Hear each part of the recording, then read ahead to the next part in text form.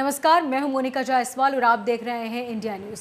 कानपुर में धर्मांतरण में लैंग्वेज एक्सपर्ट्स का सच सामने आया है। इशारों में एक्सपर्ट्स को बताया गया कि कैसे उनका धर्मांतरण हुआ। आदित्य से अब्दुल बने युवक के घर पहुंची जब लखनऊ की एटीएस 2000 रुपए में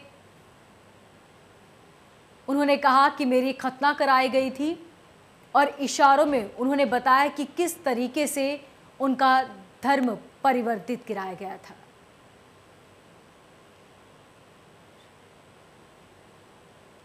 एटीएस को आदित्य गुप्ता के घर से मिली कई इस्लामिक किताबें। अलीगढ़ में एक युवक के धर्मांतरण की भी तैयारी की गई थी।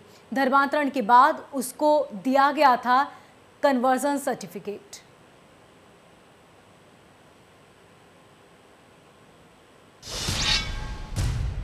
गाजियाबाद में एटीएस द्वारा किए गए धर्मांतरण मामले के खुलासे पर बीजेपी विधायक नंद किशोर गुर्जर ने पुराने मामले को जोड़ते हुए दिल्ली के मुख्यमंत्री केजरीवाल पर निशाना साधा। नंद कुमार गुर्जर ने कहा कि मामले में गंभीरता से जांच होनी चाहिए, जिससे ये खुलासा होगा कि राजनीतिक पार्टियां धर्मांतरण के मामलों में बढ़ावा दे रही हैं। वहीं उन्होंने कहा कि मामले में पकड़े गए आरोपियों पर फास्ट ट्रैक कोर्ट में मुकदमा चलाकर उन्हें फांसी की सजा दिलवानी जानी चाहिए। ये बता दीजिए, गाजियाबाद में धर्मांतरण का मामला जो सामने आया है वो बहुत चिंता का विषय है। एटीएस ने जो खुलासा किया है, मैंने पहले भी जब करेड़ा में धर्मांतरण का मामला सामने आया था तो मैंने पत्र लिखा था और दिल्ली के मुख्यमंत्री श्री अरविंद केजरीवाल के द्वारा एक फंडिंग जो आईएसआई और जो डीज कंपनी से कराई जाती है उस पर मैंने सवाल उठाया था। इस पर जो जांच एजेंसियां उनको अपने बयानों को लेकर अक्सर सुर्खियों में रहने वाले शिया वक्फ बोर्ड के पूर्व चेयरमैन वसीम रिजवी का रेप पर संगीन आरोप लगा है। वसीम रिजवी के ड्राइवर की पत्नी ने वसीम रिजवी पर रेप के आरोप लगाए, जिसकी तहरीर पीड़िता ने शहादतगंज थाने में की है। वसीम रिजवी के ड्राइवर की पत्नी का आरोप है कि वसीम रिजवी काफी वक्त से पीड़िता को डरा धमकाकर उसके साथ रेप जैसी संगीन घटना को अंजाम देता था। पीड़िता ने वसीम रिजवी पर आरोप लगाते हुए कहा कि उसका पति काफी वक्त से शिया वक्फ बोर्ड के पूर्व चेयरमैन वसीम रिजवी के घर पर ड्राइवरी का काम करता था। वसीम रिजवी अक्सर उनके पति को शहर के बाहर किसी बहाने से भेज दिया करता था और पीड़िता से जबरदस्ती रेप की घटना को अंजाम दिया करता था और मुंह खोलने पर जान से मारने की धमकी भी देते थे। लेकिन जब पीड़िता ने हिम्मत करके अपने पति को ये सारी बात बताई तो वसीम रिजवी ने उसके पति को अपने घर पर पूरी तरीके से मारा और जान से मारने की धमकी दी। महीने पहले से क्या किया आपके साथ? बदतमीजी की बहुत ज़्यादा उन्हीं ने हमारे साथ। तो 5 महीने हो गए और आज 5 महीने बाद आप आई हैं, कैसे, क्यों 5 महीने तक क्यों नहीं किया? अरे वो धीरे धीरे हो रहा था। जब मुझसे बर्दाश्त से बाहर हुआ तो मैंने अपने पति को बताया। उन्हीं ने हमको बताया, जब पूछा जाके तो इनको बहुत ज़्यादा मारा। उन्हीं ने बहुत ज़्यादा मारा। वसीम रिजवी ने क्या किया आपके साथ? ऐसी क्या बात कर दी है जिससे आप यहाँ आए? बताओ खुल के आप। उन्हीं ने मेरे साथ रेप किया। लोग आज एक पीड़िता को के साथ आए हैं और इस आशा के साथ कि उसको न्याय मिलेगा। जो वसीम रिजवी पूर्व उपाध्यक्ष हैं शिया सेंट्रल बोर्ड के, उनके साथ ही ये रहती थी। उनका ड्राइवर है, उसकी पत्नी है ये। उन्हीं ने बहाने से ड्राइवर को मुख्तलिफ शहरों में लखनऊ से बाहर भेज देते थे आए दिन, और पिछले 6 महीने से लगातार इस पीड़िता के साथ वो बलात्कार जैसा जघन्य अपराध कर रहे हैं।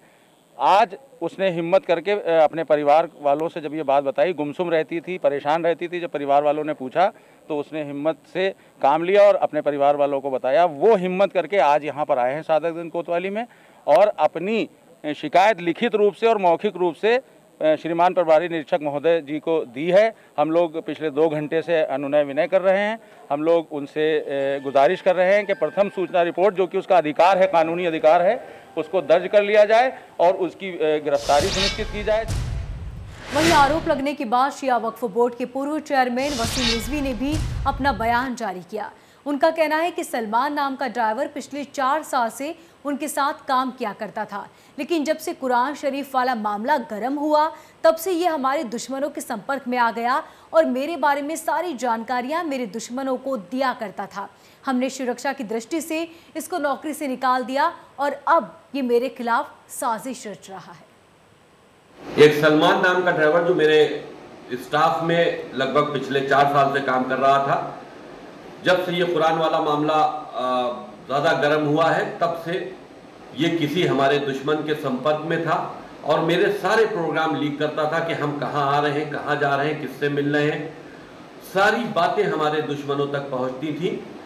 ये खबर मुझको मेरे स्टाफ ने दी कि ये सलमान जो है ये कहीं किसी से फ़ोन पर बात करके सारी खबरें हमारी लीक करता है। इस कारण हमने सुरक्षा की दृष्टि से इसको नौकरी से हटा दिया और इसको जो एक मकान रहने के लिए दिया था वो भी हटा दिया।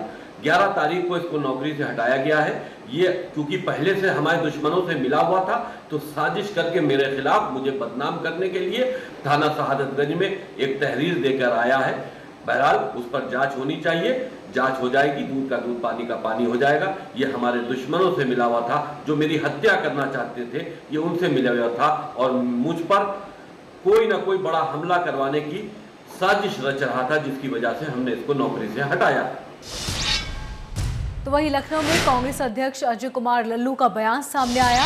उन्होंने कहा कि कांग्रेस पार्टी आगामी चुनाव किसान महंगाई के मुद्दे पर लड़ेगी, युवाओं को रोजगार जैसे जमीनी एजेंडे पर बात की जाएगी। दमदारी से लड़ेंगे हम चुनाव। पार्टी कार्यालय में प्रदेश अध्यक्ष ने पूर्व विधायकों से भी मुलाकात की।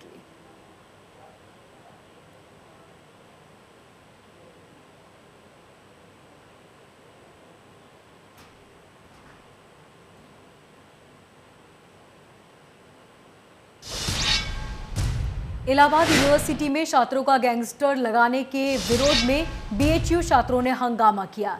छात्र संघ उपाध्यक्ष और एनएसयूआई के प्रदेश अध्यक्ष अखिलेश यादव के नेतृत्व में लंका बीएचयू सिंहद्वारा पर विरोध किया गया। बता दें कि इलाहाबाद विश्वविद्यालय के छात्रों और स्थानीय लोगों के बीच विवाद चल रहा था। इस घटना को साल भर बीत जाने के बाद पुलिस घर पर दबिश देकर छात्रों और उसके परिवार को परेशान कर रही थी। प्रशासन की करतूतें आला अधिकारी और राज्यपाल को लिखित दिए जाने के साथ ही हस्ताक्षर अभियान चलाया गया। कई विश्वविद्यालय के छात्रों और नेताओं ने विरोध प्रदर्शन किया।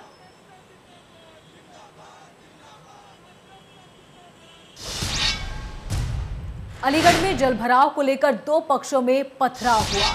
पथराव के बाद दोनों के बीच फायरिंग हुई और मारपीट का ये वीडियो सोशल मीडिया पर वायरल हुआ। पुलिस ने 15 दिनों बाद दर्ज किया है पूरे मामले पर मुकदमा।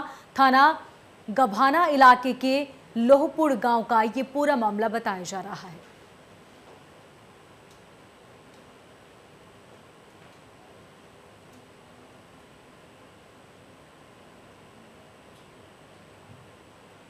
और अलीगढ़ की ये तस्वीरें देख रहे हैं आप, जहां पर पथराव के बीच फायरिंग भी हुई। तो वहीं लखनऊ में सुशांत गोल्फ सिटी में दिन दहाड़े डकैती हुई। यूपी एसटीएफ ने आरोपी को गिरफ्तार किया। 25,000 का इनामी आरोपी मोहम्मद आरिफ उर्फ चीनू गिरफ्तार हुआ।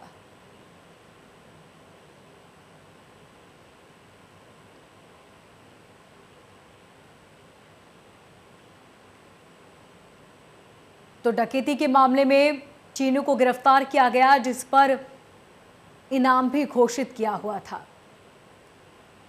आपको बता दें कि सुशांत गोल्फ सिटी में दिन दहाड़े डकैती का मामला सामने आया, जिसके बाद यूपी एसटीएफ ने ये बड़ी कार्रवाई की।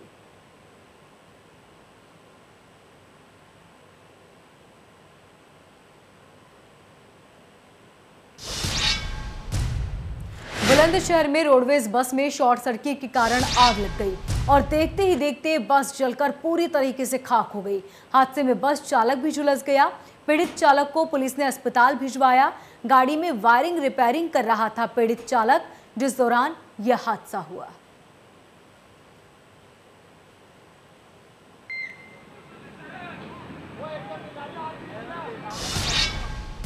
तो वहीं गाजियाबाद में पौष इलाके में चेन स्नेचिंग की आतंक देखने को मिला। महिला से बदमाशों ने चेन छीनी, साथ जा रहे युवक को रोड पर घसीटा। घटना का लाइव वीडियो सामने आया है। गाजियाबाद के इंदिरापुरम इलाके का ये पूरा मामला है।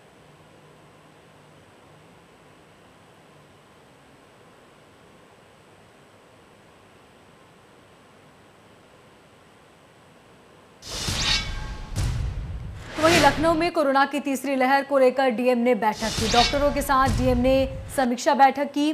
लोक बंधु अस्पताल में बनाया गया है 100 बेड का वार्ड। पीडियाट्रिक और मैटरनिटी वार्ड की सभी तैयारियां पूरी कर ली गई है। 70 बेडों पर मोहर मुहैया कराई जाएगी, ऑक्सीजन भी, ताकि आने वाले तीसरी लहर को लेकर किसी परेशानियों का सामना न करना पड़े।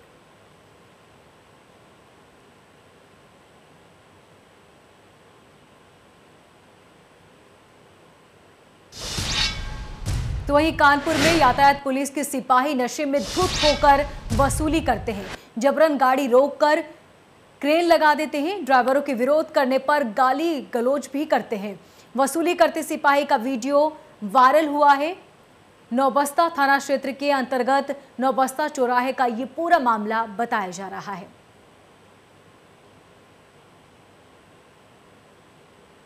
और वसूली की ये तस्वीरें देख सकते हैं आप, जहां पर वसूली की जा रही है और साफ तौर पर तस्वीरों में दिखाई दे रहा है कि किस तरह जबरन गाड़ी रोककर वसूली की जाती है।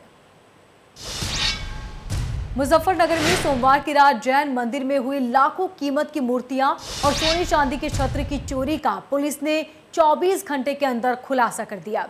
पुलिस ने मौके पर लगे सीसीटीवी कैमरे में कैद हुई आरोपियों की तस्वीरों के आधार पर चोर की शिनाख्त कर ली, जिसके बाद पुलिस ने चोर को गिरफ्तार कर लिया, जिसमें चोर के कब्जे से मंदिर में चोरी की गई सभी मूर्तियां और सोने चांदी के छत्र बरामद कर लिए गए हैं, जिसके बाद आरोपी को जेल भेज दिया।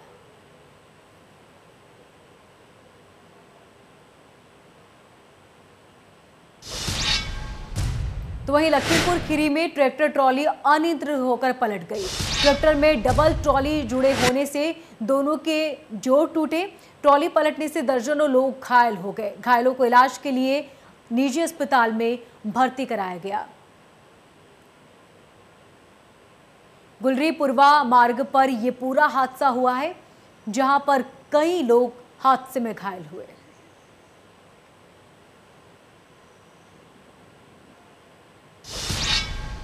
तो वहीं प्रयागराज में हार्डवेयर की दुकान में आग लग गई। आग लगने से इलाके में हड़कंप मच गया। शॉर्ट सर्किट की वजह से यह आग लगी। आग लगने से दुकान में रखा सारा सामान जलकर खाक हो गया। करछना थाना क्षेत्र के कव्वा बाजार का ये पूरा मामला बताया जा रहा है। अरे लाइट कटी है कि नहीं यार? पहाड़ों पर लगातार हो रही बारिश से उत्तराखंड में गंगा में लगातार पानी छोड़ा जा रहा है, जिसकी वजह से बिजनौर जिले की गंगा नदी उफान पर है और 2 दर्जन के करीब गांव बाढ़ से प्रभावित हो चुके हैं। गंगा का जलस्तर जरूर कम होना शुरू हुआ है, लेकिन पानी का तेज बहाव गंगा के किनारे बसे 2 दर्जन गांवों के किनारों की जमीन को जरूर काट रहा है। किसानों को भय है कि उनकी जमीन गंगा में समा जाएगी। जिले के डीएम उमेश मिश्रा और एसपी डॉक्टर धर्मवीर सिंह ने बाढ़ग्रस्त थाना नांगल सोती के गांव पृथ्वीपुर का दौरा किया, जिसके बाद किसानों की जमीन कटान से बचाव हेतु गांव वालों से वार्ता कर गांव वालों को भरोसा दिया है कि प्रशासन से बात की जाएगी।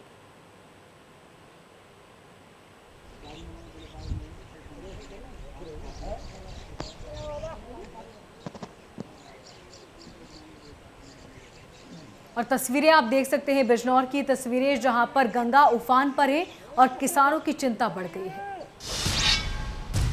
हमीरपुर में बीए की छात्रा से छेड़छाड़ के बाद आत्महत्या का मामला सामने आया। महोबा चरखारी विधायक ब्रजभूषण सचिव से मिले। लखनऊ लोकसभा में सचिव संजय प्रसाद से मिले। हमीरपुर पुलिस और ग्राम प्रधान को दोषी ठहराया गया है। सीओ और एसपी पर कठोर कार्रवाई की मांग की गई है।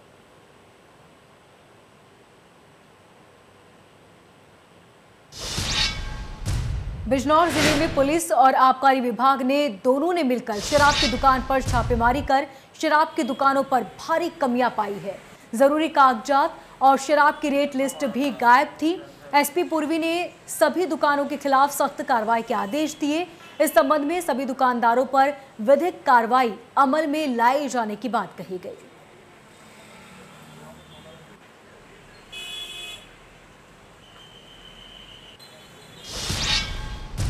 शामली में पुलिस ने 2 दिन पहले हुई डेंटल क्लिनिक संचालक की हत्या के मामले में फरार चल रहे हत्यारे को गिरफ्तार कर लिया। 2 दिन पहले डेंटल संचालक के पेट में कैंची मार देने से हत्या ने पूरे क्षेत्र में सनसनी फैला दी थी। पकड़े गए हत्यारे के पास से पुलिस ने हत्या में इस्तेमाल करने वाले प्रयुक्त आला के हथियार भी बरामद किए हैं। जालौन में थाना पुलिस ने 3 साल पहले हुए ब्लाइंड मर्डर मामले का खुलासा कर दिया। पुलिस ने हत्या का खुलासा करते हुए हत्या में आरोपी राजू और उसकी पत्नी को गिरफ्तार किया। आपको बता दें कि पुलिस ने फरार चल रहे आरोपियों पर 25,000 रुपए का इनाम भी घोषित किया था। पुलिस ने दोनों आरोपियों को जेल भेज दिया है।